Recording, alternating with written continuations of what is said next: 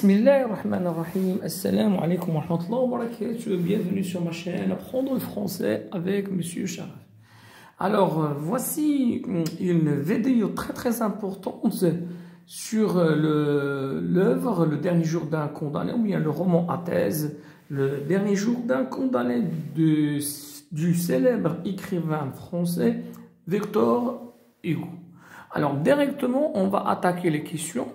Alors, la première question.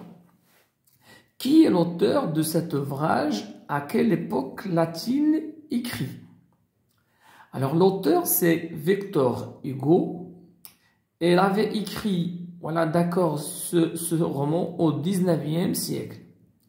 Deuxième question. Qui est le narrateur? Qui est le personnage de cette histoire? Alors, le narrateur-personnage, c'est le condamné à mort. Le narrateur, le condamné à mort. Le personnage, c'est le condamné à mort. Et remarquez bien, l'auteur, c'est qui? C'est Victor Hugo. Troisième question. Où se trouvait le narrateur au début de l'histoire? C'est-à-dire au début de l'histoire, c'est-à-dire chapitre 1, où se trouvait donc le narrateur? Il se trouvait dans une prison qui s'appelle Bicêtre, dans sa cellule de prison.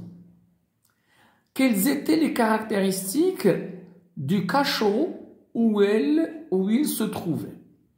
شنو المميزات ديال الزنزانة اللي كان فيها؟ Le cachot était étroit,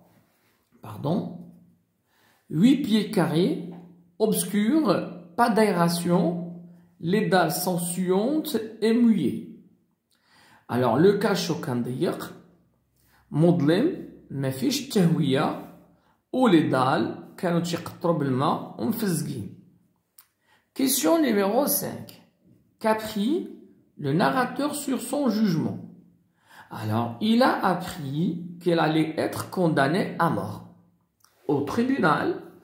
Et le narrateur غادي يعاود لنا هاد المحاكمة ديالو في chapitre 2. C'est bien. Alors, chapitre 2, il a appris qu'il allait être condamné à mort. Pourquoi a-t-il décidé d'écrire ses impressions? يعني علاش قرر يكتب هاد le journal de ses souffrances. واحد باش يساهم في إلغاء عقوبة الإعدام, pour contribuer à l'abolition de la peine de mort, pour lui-même, pour se distraire, tarfih, et oublier ses angoisses. وينسى المخاوف ديالو والقلق. أيضا pour parler de ses états d'âme ما يعانيه à propos de sa condamnation à mort. أيضا faire participer le lecteur au cheminement de sa pensée et le rallier à sa cause. كيحاول يربط القارئ بالقضية ديالو ومن ثم يكسب العطف ديالو ديال القراء. Qui va-t-il laisser après sa mort? Elle va laisser 3 victimes. Sa mère de 64 ans, sa femme malade et une fille qui s'appelle Marie de 3 ans. De la fenêtre d'une cellule de la prison, à quel spectacle le narrateur a-t-il assisté? Alors, شنو المشهد اللي حضر ليه وهو في السجن? Et quelle a été sa réaction, voilà, devant ce spectacle? Il a assisté au firage des forçats, scène pineuse, scène douloureuse, il a provoqué chez le narrateur une sorte de violence, de rage, et a poussé un cri d'angoisse. Enfin, il tombe évanoui. Et c'était chapitre 13. C'est bien. Question 9. Quel langage a-t-il découvert en prison? Quel effet ce langage a-t-il produit sur lui? Il a découvert l'argot, il a produit chez le condamné à mort quelque chose de bizarre, la bizarrerie, et quelque chose de laideur, c'est-à-dire c'est une langue laide. Question numéro 10. Dans quel lieu le narrateur a-t-il été transféré par la suite? Quel personnage a-t-il rencontré dans ce lieu? Que lui a raconté cette personne? Il est transféré à la conciergerie et rencontre un autre condamné à mort un vieux âgé de 56 ans qui lui raconte son histoire. C'est chapitre 22 et chapitre 23. C'est-à-dire qui va devenir le narrateur, c'est le Frioche, un autre condamné à mort que le détenu ou bien le condamné à mort l'avait rencontré, voilà, à la conciergerie. Alors, on va sur la question, s'il vous plaît, 11. Alors, question 11. Quelles autres personnes a-t-il rencontré successivement le narrateur dans ce lieu? Alors, même la conciergerie. Voilà. Donc, toujours l'huissier, le directeur et le prêtre. Plus l'heure de la condamnation approchait, comment se sentait le narrateur? Que faisait-il pour échapper à la réalité? Alors, il songe souvenir d'enfance et de jeunesse. Il pense à son amour Peppa. Voilà, c'est une fille, c'est une voisine. Et aussi, c'est la fille qu'il aimait quand elle était jeune.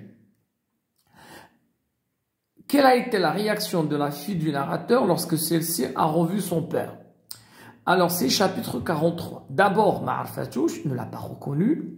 Il lui explique que son papa est déjà mort.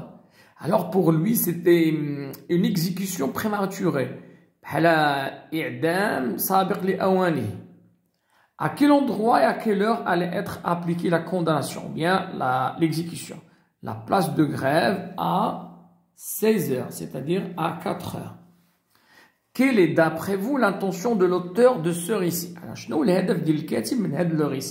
Victor Hugo a fait ce récit dans le but de faire connaître à l'opinion publique le caractère barbare des condamnations à mort.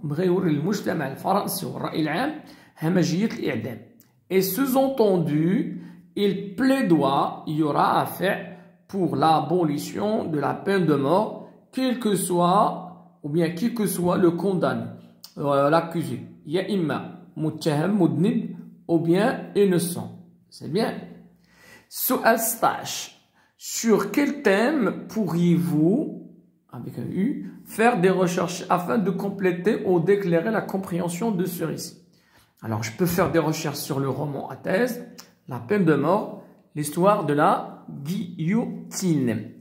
Quels passages vous ont le plus intéressé? Alors, par exemple, j'ai déjà lu ce livre. Les passages qui m'ont intéressé, c'est la scène des ferrages de forçats.